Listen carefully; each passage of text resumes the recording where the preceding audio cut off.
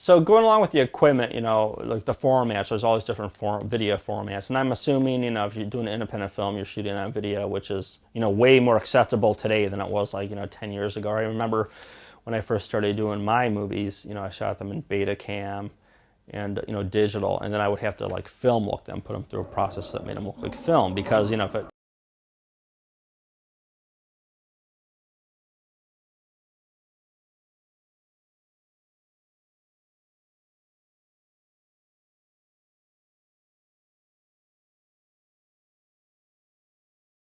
I shoot 24 frames per second. It definitely has that film look to it. And HD looks really good.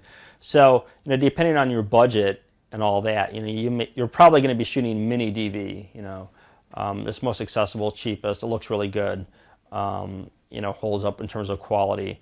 So there's also, DVC Pro, DV Cam. The HD is just directly to like a hard drive. In terms of format, doesn't really matter, in terms of sellability. If you're shooting something on DVC Pro, isn't really going to look any different than something from Mini DV.